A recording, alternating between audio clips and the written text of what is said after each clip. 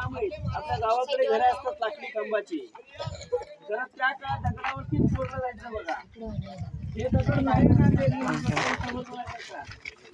वाड्यामध्ये महाराजांचं बेडरूम समोरचं रूम इथे बोर्ड लिहिले राजमाला हे किती बोलतोय रे आपण दिलं तर वाड्यामध्ये राजांचं बेडरूम समोरचं रूम बघा तिथे फुलं वाहिले. या जागेवरती आपल्या छत्रपती शिवरायांचं वास्तव्य 10 वर्ष होतं. मुलांनो, याच मालात, याच वाड्यात, याच घरात आपल्या महाराजांनी अखेरचा श्वास घेतला. 3 एप्रिल 1680 ला वार शनिवार दुपारी 12च्या पारीला हनुमान जयंती होती. त्या दिवशी आपल्या महाराजांनी अखेरचा श्वास इथे घेतला. पण आपल्या महाराजांची समाधी इथून पुढे एक मंदिर आहे महादेवाचं. ज्या मंदिराचं नाव आहे जगदीश्वर. वाडेश्वर वेगळं, वाडेश्वर भोर मध्ये आलं. इथे महाराजांनी आपण शपथ घेतली ना, ते वाडेश्वर रायरेश्वर महादेवाचं मंदिर आणि जगदीश्वर म्हणजे महाराजांची प्रेतयात्रा गेली, त्यांच्या चितेला अग्नी देण्यात आली बघा. राजांचा मृत्यू रायगडावर झाला, जन्म पुण्याला झाला, शिवनेरी किल्ला, नारायणगाव, जुन्नर तालुका. 50 वर्ष महाराजांचं आयुष्य. 50 वर्षात 365 किल्ले जिंकले. महाराजांचं राज्य महाराष्ट्रापुरतं नव्हतं, कर्नाटकापर्यंत किल्ले आहेत. कर्नाटकामध्ये किल्ले जिंजी, आता वर्ल्ड हेरिटेज मध्ये गेले ना जिंजी. गोव्याची boundary, south Goa, north Goa, तिथपर्यंत महाराजांनी गड जिंकले. 50 वर्षात 365, त्याची तोड केली 30 वर्षात. 20 वर्षात तुम्ही आम्ही आपल्या मनासारखं घरी बांधू शकत नाही.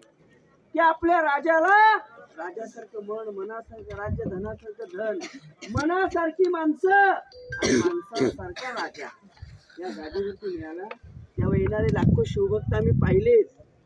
आल्या आल्या मोठ्या अभिमानाने माती कपाल लावतात. या जगात शिवाजी महाराजांपेक्षा कोणी ग्रेट नाही. देश, देव आणि धर्म ज्यांच्यामुळे हिंदू आहोत ती शिवछत्रपतींची कृपा आहे. धर्म तुम्ही चारिधाम करा, तुम्ही अष्टविनाय करा, पंढरपूर करा, 12 ज्योतिर्लिंग करा, तुम्ही अख्खा जग फिरून या. पण महाराष्ट्रात राहून ज्यांनी रायगड बघितलं नाही अशा व्यक्तीने आपल्या जीवनात काहीच पाहिलेलं बघ. ही संतांची भूमी आहे. आज तुमची रायगडाची वारी आहे बघा. ज्याने तुमची ट्रिप काढली त्या सरांना मुद्रा आहे. त्यांनी जगात रायगडासारखं गड नाही. सगळे गड महाराजांची सारखीच आहे. पण इथे महाराज का आले? महाराजांनी शेवटचं ध्यान अवस्था इथेच का केली? काहीतरी महत्व असेल ना.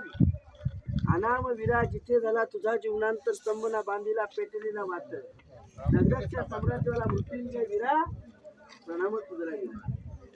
तर शेवटच्या क्षणी जेव्हा त्या गनिमाला कळालं की शिवरायांचा मृत्यू झालाय, त्या औरंगजेबाचा माणूस म्हणून बातमी घेऊन गेला संभाजीनगरला कि हुजूर दख्खन का राजा शिव छत्रपती उनका देहांत हो गया. औरंगजेब महाराजांचा दुश्मन होता.